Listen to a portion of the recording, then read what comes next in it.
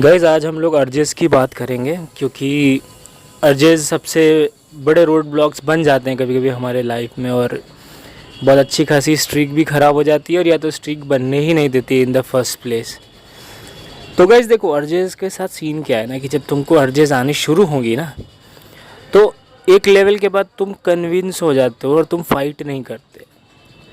और जो होता है ना एक मेंटल जो स्ट्रेंथ की जो मैं बात करता हूँ, मैं वही मेंटल स्ट्रेंथ की बात कहता हूँ जब तुम वो चीज़ करने के लिए एकदम से लग जाते हो जो डिफ़िकल्ट लगती है। बट अर्जिस के केस में ऐसा होता है कि कुछ थॉट्स के बाद तुम गिव अप कर देते हो, या ये कह लो कि तुम एक्सेप्ट कर लेते हो कि भाई ठीक है, तू ही मालिक है, मैं नौकर ही। और तुम्हारे इंटेलेक्चुअल, तुम्हारे बुद्धि को ना ये शैडो कर देता है थोड़े टाइम के लिए। जितनी चीज़ें तुमने पढ़ी, जितनी चीज़ें तुमने सोची, जितना तुमने संकल्प प्रॉमिस करा, तुम्हारी जितनी गोल्स थी तुमने इसको इससे अटैच करी, सब धुंधले हो जाते हैं, सब ब्लर हो जाते हैं थोड़े टाइम के लिए। और द मोमेंट तुमने रिलैप्स कर दिया, द मोमेंट तुमने फैपिंग कर दी, उसके बाद तुरंत वो सारे क्रिस्टल क्लियर आते हैं तुम्हारे सामने तुमको डिप्रेस करने के लिए। तुमको ना, तुम खुद से खुद को कहते हो कि यार मैंने क्या कर दिया भाई, ये मेरे क्या मतलब प्लान्स थे और मैं क्या ये हल्के से मज़े के लिए कर दिया। और गाइज चीज़ क्या है ना, ये माया जो है ना, ये नकली दुनिया है भाई, ये असली नहीं है। जिस लड़की को तुम इमेजिन कर रहे हो, जिस फैंटेसी को तुम इमेजिन कर रहे हो, अगर वो एक्चुअली भी तुमको सच में जीनी पड़े ना, तो तुमको शायद इतना मज़ा नहीं आएगा जितना तुमको थॉट्स में आ रहा है। और ये सच बात है। तुम कभी देखना, या कोई किसी के साथ ऐसा हुआ कि मेरे साथ ऐसा है, तो मैं तुमको बता रहा हूँ कि वो बस तुमको होता नहीं है कि सारे कैसे होता है ना कि कोई बहुत घटिया सा प्रोडक्ट होता है, उसकी पैकेजिंग वो लोग इतनी अच्छी कर देते हैं कि लगता हुआ यार कितना बढ़िया प्रोडक्ट है। प्रोडक्ट वैसा ही है। तो वही चीज़ें हमको लगता है कि यार बहुत फैंटेसी वाली वर्ल्ड है और मज़ा आएगा, और कुछ मज़ा नहीं आएगा, वो हो जाता है। बट चलो ठीक है, अभी तुमको अर्जेस आ गई। अब देखो, अर्जेस के साथ ना इसके ना दो अप्रोच हैं इसको डील करने के लिए। एक तो है कि जो तुमको इमीडिएट अप्रोच चाहिए जिससे डैमेज को रोका जाए। सेकंड जो है वो थोड़ा सा लॉन्ग टर्म अप्रोच है जिससे इस चीज़ को ना जड़ से सही किया जाए, जड़ से ठीक किया जाए, रूट कॉज के हिसाब से ठीक किया जाए। तो टेम्पररी फिक्स तो ये है कि तुमको अर्जेस आई, तो भाई अभी तो मैं क्या करूं, है ना। आप कहते हैं ना अभी तो कुछ करना होगा ना जिससे मेरे को ये इस अटैक से मेरे को बचने का मौका मिले। तो देखो यार, इसमें जो प्रोसेस है ना, ये थोड़ा सा समझदारी से और अपनी ज़िम्मेदारी से ये प्रोसेस करना, क्योंकि कोविड के टाइम में ये थोड़ा सेफ़ नहीं है।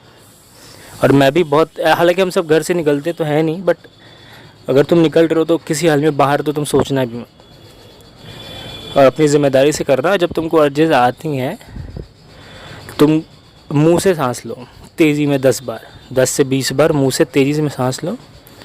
इससे क्या होता है कि तुमको कंट्रोल वापस मिलना शुरू हो जाता है। नहीं तो क्या होता है ना, तुम डल होते जाती है तुम्हारी बुद्धि और अर्जेस उस पर हाईजैक कर लेते हैं। 20 बार सांस लेना मुंह से तेज तेज, लेकिन अपनी ज़िम्मेदारी से गाइस, और अपनी समझदारी से।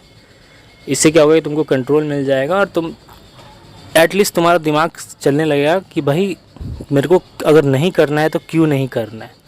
इसके बाद तुम्हारी अपनी जितनी कॉज जो है जितना स्ट्रॉन्ग होगा उतना ही तुम्हारे लिए आसान होगा यहाँ से निकल पाए।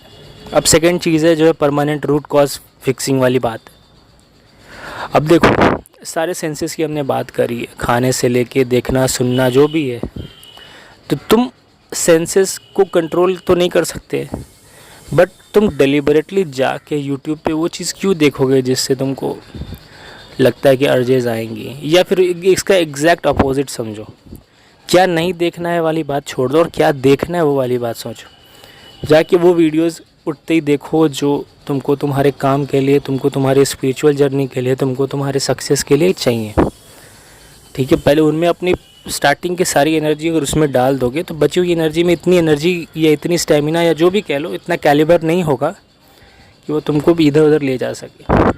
तुम फ्रेंड्स के सर्कल में घूम रहे हो, तुम फ्रेंड्स से फ़ोन पे बात कर रहे हो, तुम अपने आप को तो कंट्रोल कर सकते हो ना कि मैं अपने मुंह से गलत शब्द नहीं निकालूंगा, या मैं पार्टिसिपेट नहीं करूंगा ऐसे इवेंट्स में। मैं दुनिया को कंट्रोल नहीं कर सकता, लेकिन मैं अपने आप को तो कंट्रोल करने की कोशिश कर सकता हूँ।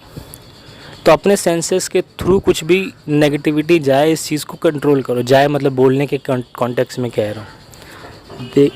देखना सुनना भाई बहुत बड़ा इम्पैक्ट है इन चीज़ों का। यूट्यूब पे जा रहे हो तुम, बिना मतलब चीज़ें देख रहे हो जो ट्रिगर कर रही हैं, वो कहीं ना कहीं ना एक माहौल बना रही है। बादल आ रहे हैं फैपिंग के, उसके बाद बारिश हो जाएगी, तुम कुछ नहीं कर पाओगे। ठीक है, precaution is better than cure होता है। तो तुमको ना उस चीज़ के हिसाब से चलना है कि तुम्हारे ऐसे थॉट्स लॉन्ग रन में ना बने। इंस्टेंटली तुम ऐसा नहीं हो सकता। तुम इतने साल से ये सब चीज़ों में पढ़े हो, तुम एकदम से थोड़ी ना ठीक हो जाओगे। लेकिन हाँ, अगर हर दिन प्योर होके निकलोगे ना, तो एक दिन ऐसा आएगा कि तुमको उतना फाइट भी नहीं करना पड़ेगा।